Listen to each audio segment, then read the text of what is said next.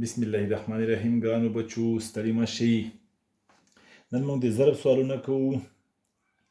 ضرب د موږ چې کوم درسي کتابونه دي په هغه کې موږ په اول ټولګي کې د پلان مطابق ورته وایو، خو دویم کې هم تکرار کوو، دریم کې کوو، څلورم کې هم دا تکرار کوو، ځکه چې تاسې څوک نوي کسان په نوي کال کې راشي یا تاسې د کومې رخصتۍ ژمې تېرې کړي په هغه کې تاسې یاد وتلي وي، نو یو تکرار ورته ورکوو، نور بیا مخکې ځو.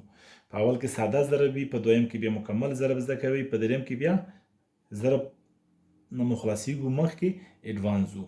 نو ضرب مونږ کوو، ملټیپلیکیشن په انګلیش کې ورته وایي، څه ملټیپلیکیشن ورته وایي په انګلیش کې.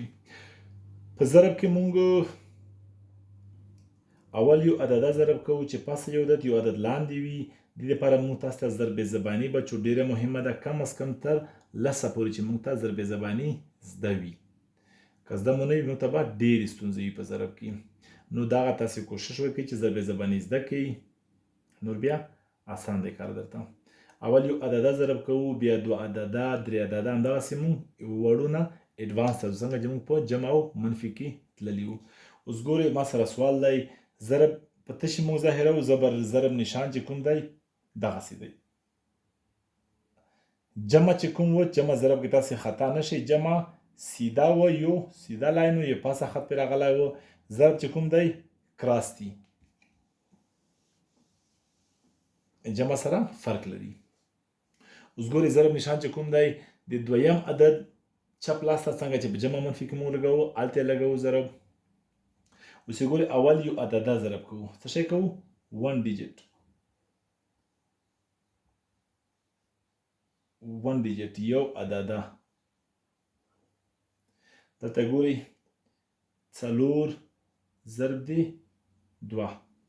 دا به ساده ضرب زباني وایو چې هغه مو زده وي مونږ ته حل کېږي، که هغه نه وه مونږ ته به ستونزه وي پکې. 2 ضرب زباني وایم یا دی 4 وایم. 1 2 2 2 2 4 3 3 3 2 شپږ 4 2 8. بیا ګورئ 1 2 2 2 2 4 3 2 شپږ 4 2 8. بیا موږ سره ځواب راغی.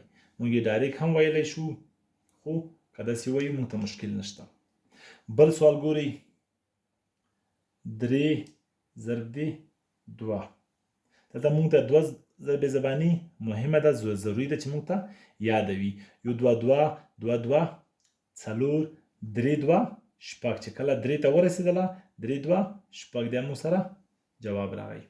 بل سوال ګورئ 5 ضرب دی 2. 1 2 2 2 2 4 تر هغه وخته چې کله 5 ته ورسېږي. 1 2 2 2 2 4 3 2 شپږ 4 2 8 5 2 10. د موږ سره جواب راغی.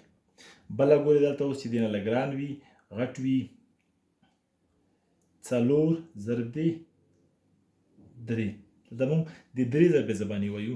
1 3 3 2 3 شپږ 3 3 9 4 3 12.